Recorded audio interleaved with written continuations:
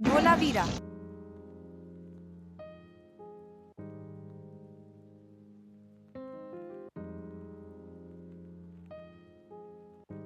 कच्छ के रेगिस्तान में एक चमकते रत्न की तरह था, पानी और सितारों का शहर, और एक चतुर लड़की इसके सबसे बड़े रहस्य की खोज करेगी।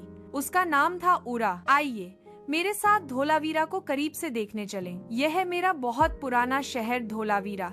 मैं यहाँ रहती हूँ और मेरी बड़ी बहन ये कहानी आपको सुना रही है। उरा धोलावीरा के निचले शहर में रहती थी, कुम्हारों, बुनकरों और किसानों के बीच। लेकिन उसकी निगाहें हमेशा ऊपर की ओर, पहाड़ी पर स्थित गढ़ की ओर देखती थीं, जहां शासक रहते थे और योजनाएं बनाई जाती थीं। उरा के दिमाग में ऐसे सवाल थे जिनका जवाब कोई नहीं दे पाता था। वो सोचती थी, हमारे शहर में इतना पानी कैसे है?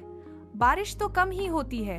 इन दीवारों पर बने प्रतीकों का क्या मतलब है? तभी उरा ने एक बूढ़े बाबा को देखा और सोचा,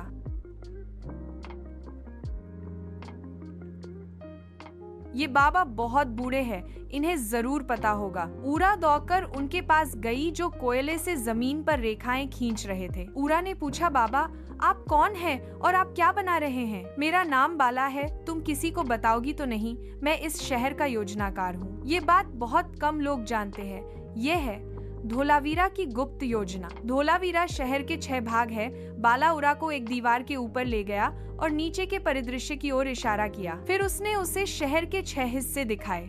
उसने कहा, पहला है ऊपरी शहर, जहां शासक मिलते थे और शासकीय कार्य देखेते हैं। दूसरा है मध्य शहर, बाजारों, अन्न भंडार और कारीगरों का घर।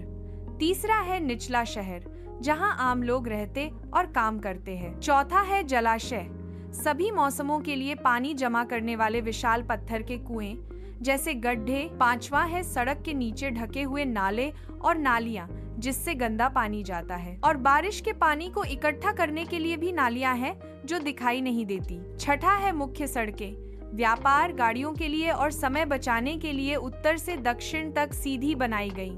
उरा ध्यान से सुन रही थी। उसका दिमाग सवालों, विचारों और उत्साह से भर गया। उरा ने पूछा, इतने सारे पानी के कुएं और गड्ढे क्यों बनाए? बाला ने कहा, उरा, जहां पानी नहीं होता है वहां पानी को भी वैसे ही जमा करते हैं जैसे राजा सोना जमा करते हैं। उसने उसे विशाल सीढ़ीदार जलाशय दिखाए जो पत्थर से बने थे।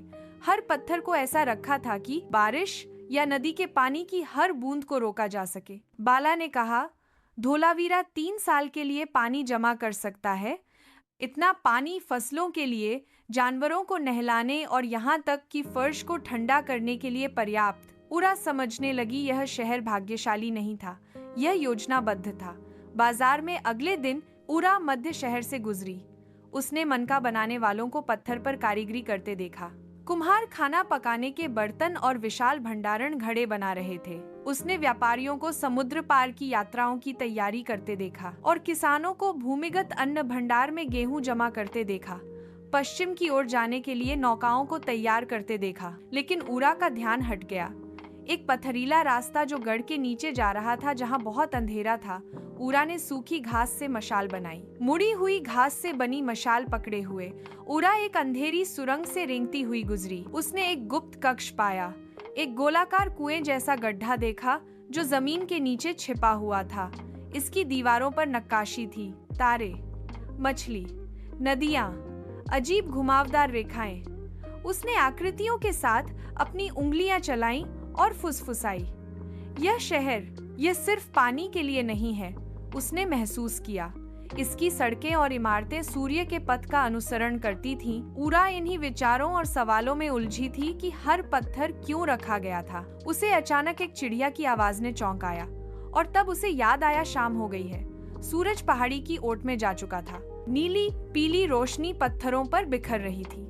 हवाओं में ठंडक थी और सवाल अब भी हवा में तैर रहे थे। धोलावीरा अभी भी खड़ा है। इसके पत्थर शांत हो सकते हैं, लेकिन शहर फुसफुसाता है हवाओं और कुओं में। और उरा की कहानी जीवित है, धोलावीरा की हर सीधी सड़क में और शेष बची इमारतों में। इसी कहानी को देखने के लिए आपका बहुत बहुत शुक्रिया। धोलावीरा आपका धन्यवाद करता है।